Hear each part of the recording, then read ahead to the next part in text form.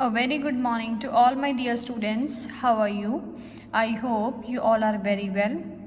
So dear students, let's do some study today. Please bring your new learner's grammar and composition book in your hand. So dear students, in our previous assignment, you learned the concept of this and that. So today we will discuss about the concept of these and those. So dear students, these कहाँ पे use होता है?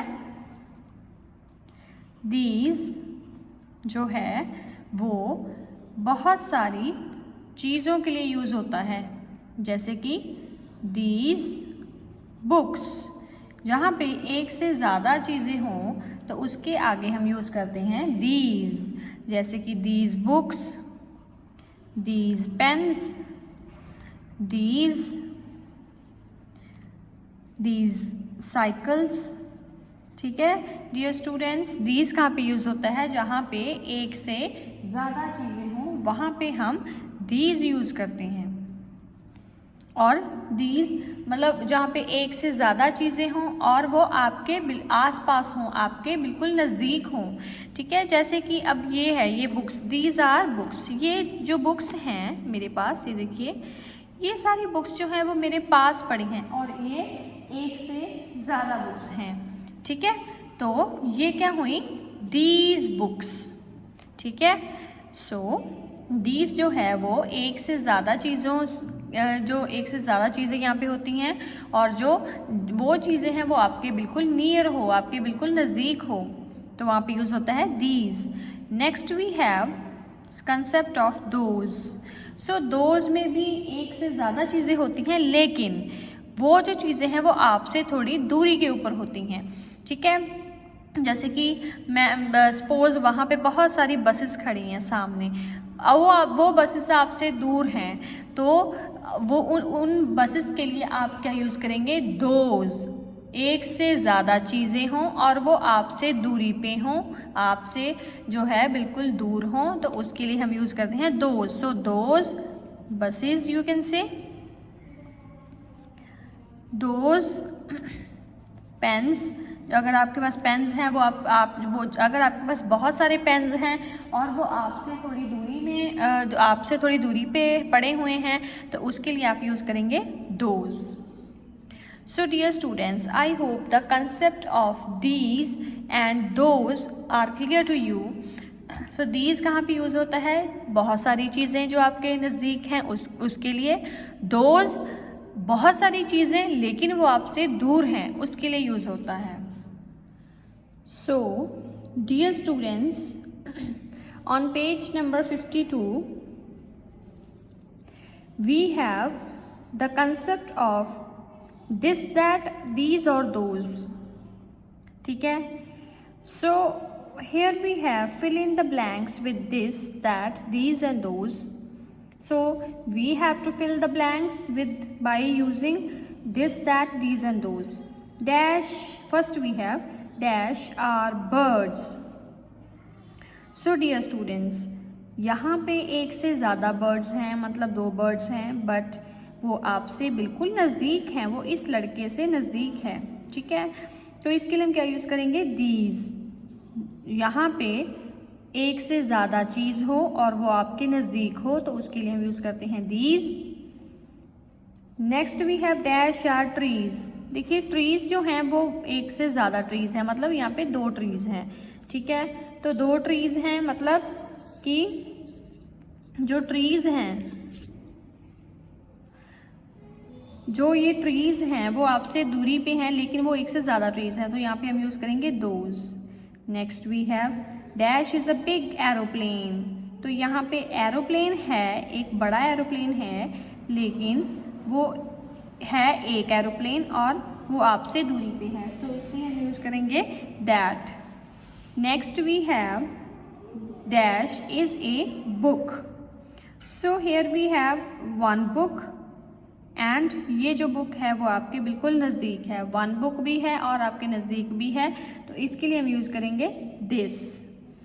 Next we have dash is a train. यहाँ पे एक train है और वो आपसे दूरी पे है, तो उसके लिए हम क्या यूज़ करेंगे? You will have to use here that. I think these fill in the blanks are clear to you. So dear students, now let's move on page number 53. Look at the pictures of Venkatesh in his room. ठीक है, and complete the sentences below using this, that, these and those. ठीक है, hint if Venkatesh is near or far from the things he is talking about, one has been done for you. Here we have dash are my shoes. So these are my shoes. ठीक है, मतलब कि जो ये जो लड़का है, इसके जो शूज़ हैं वो इसके पास हैं, तो वो इसके लिए हम यूज़ करेंगे these are my shoes. My aunt gave dash to me as a gift. तो मतलब उसकी आंटी ने ये जो है जो शूज़ हैं वो उसको गिफ्ट दिए हैं. Dash is my story book. तो वो स्टोरी बुक भी एक पढ़ रहा है, तो यहाँ पे ये स्टोरी बुक इसके पास में है, तो ये इसके लिए हम यूज़ करेंगे this is my story book. Mummy bought dash for me. तो यहाँ पे उसने ये बुक जो है वो उसकी मम्मा ने खरीदी है, तो इसके लिए हम यूज़ करेंगे this. I love books. I also like to play badminton. Dash is my racket. तो अब ये रैकेट जो है वो एक है और इसके पास में है, तो इसके लिए हम यूज़ करेंगे this. I draw pictures with dash crayons.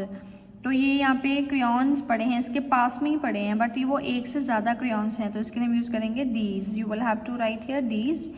Next we have dash is my computer. So यहाँ पे जो है वो लड़के के पास में है computer, so we will use here this is my computer. I play games on it.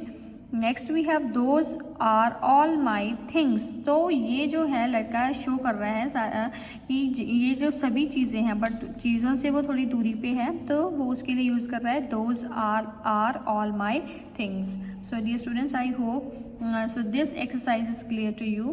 So now let's move forward with page number 54. Here we have activity dash is a bat. So यहाँ पे this use किया है because bat जो है वो लड़के के पास में है. So this dash are mangoes up on the tree.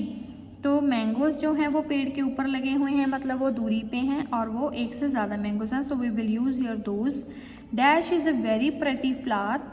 सो ये लड़की जो है वो she is totally near to flower, so we will use here this is a very pretty flower. Dash is a toy store. तो ये जो लड़का है वो टॉय स्टोर के बिल्कुल नज़दीक है, so we will use here this is a toy store. Dash is a moon. Dash is the moon. तो मून जो है वो हमसे दूरी पे होता है और मून हमेशा एक ही होता है, so we will use here that. Next we have dash are birds. So birds, जो ये लड़की है वो बर्ड्स के बिल्कुल नज़दीक है और वो जो बर्ड्स हैं that are more than one, so we will use here these are birds. Dash are toys. So ये जो है लड़के हैं इनके पास में है टॉयज़ और बहुत सारे हैं, so we will use here these. I hope that you understood the concept of this, that, these and those. So I hope that you will exercise at home also. You will practice it at home also. So dear students, have a lovely day and try to finish your notebook, try to finish your book and also try to clear the concept of this, that, these and those. Thank you. Have a lovely day.